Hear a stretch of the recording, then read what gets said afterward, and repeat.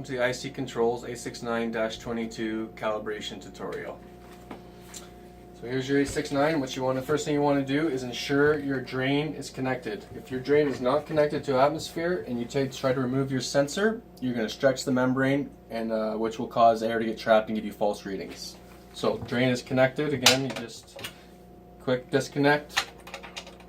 Make sure that's connected. And then I'm going to turn this around. There's a nut on this flow cell. Just loosen that all the way off. And then you pull your sensor out. And then from there, just carefully blot the tip to dry it of any sample that is in the flow cell. Then what you want to do is you're going to suspend it over a beaker of water. Doesn't matter what kind of water, tap water is fine.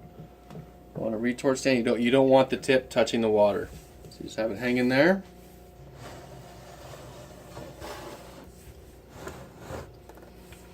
And then you're going to see your DO reading is going to start to rise. You want to give it maybe 10 to 30 seconds to stabilize.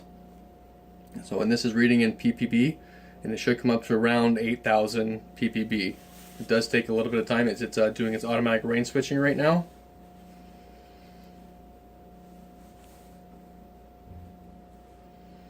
So it's close. Sometimes it reads, depending on what your efficiency is from your previous cals, it'll read different values. And again, once you calibrate it, it'll all work out. So again, it doesn't have to be completely stable, but give it 10-30 seconds. And then this analyzer, it's simple. You don't have to go into any menus. There's a cal button right on the front of the analyzer. So you're just going to push cal. Your screen is going to start to flash at you. So once that stops flashing, your calibration is complete.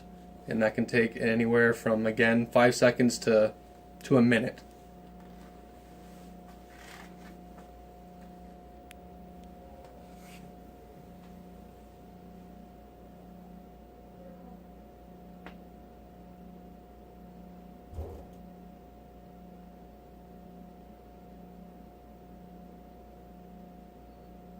You can also force your cal to, if you think your reading is stable enough. You can press enter to force it. But it's a good idea to always let it do its own calibration. It will stabilize and give you a steady reading.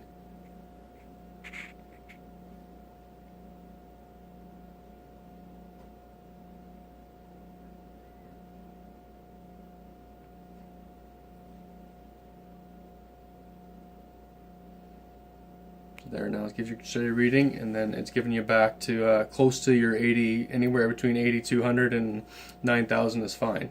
So once that's done, press your sample button, and then what you want to do is you can go in and you can check the efficiency of the cell. So you're going to go into your DO submenu. You go down one to EFF for efficiency, hit over and check it. So that cal took at 106.4%. And basically anywhere between 75 to 125% is efficient. Press sample, takes you back again. So now we're going to put the sensor back into the cell. So you're going to take it back in there. What you want to do is, when you go to put it in there, you want to slide it in, make sure the sensor bottoms right out. So you can even go up and down a few times to purge any air. And then you're just going to screw your nut on. Just make sure it's tight, and you shouldn't need any wrenches or anything. You just hand tight is sufficient. And then you turn your flow on and you're ready to go.